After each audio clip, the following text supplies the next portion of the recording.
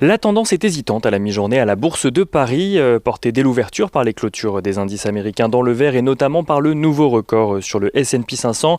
Le CAC 40 se stabilise à la mi-journée dans un contexte d'attente de la prise de parole de Jérôme Powell demain à l'issue de la réunion de politique monétaire de la Fed.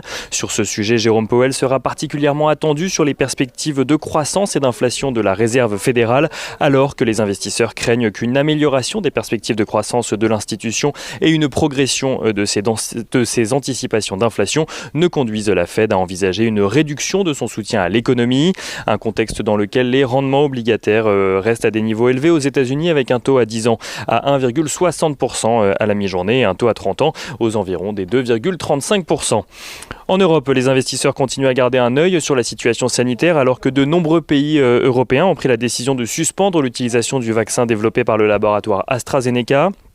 En cause, l'apparition de caillots sanguins chez certains patients ayant reçu le vaccin, même si aucun lien direct n'a pu être démontré à ce stade. L'OMS appelle de son côté à poursuivre les vaccinations, estimant que le bénéfice du vaccin est supérieur au risque.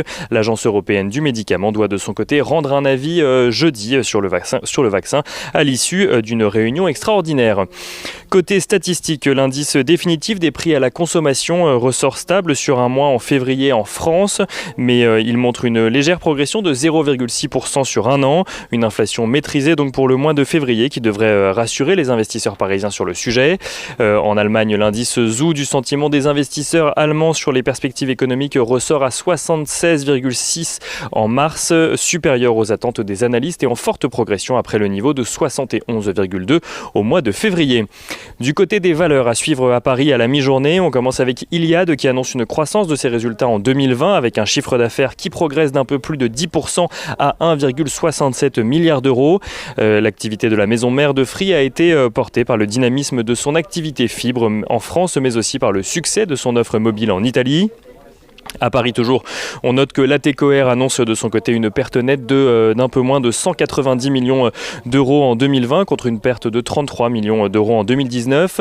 Un creusement donc de ces pertes à cause de l'effondrement du trafic aérien provoqué par la pandémie. Le groupe anticipe également une année 2021 difficile et prévoit un chiffre d'affaires en recul de 25%. On notera également que Trigano annonce être entré en négociation exclusive avec 3 groupes de distributeurs de véhicules de loisirs, à savoir CLC, SLC et Loisiréo, dans le but d'acquérir 70% de leur capital respectif.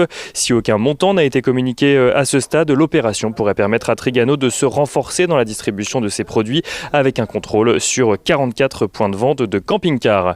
Sur le CAC 40 à présent, les plus grosses progressions sont signées à la mi-journée Forestia qui signait d'ailleurs la plus forte baisse sur le CAC 40 hier soir en clôture. Unibail et Capgemini sont également très entourés à la mi-journée, tandis que les plus fortes baisses reviennent à ArcelorMittal et Essilor-Luxottica ou encore Total.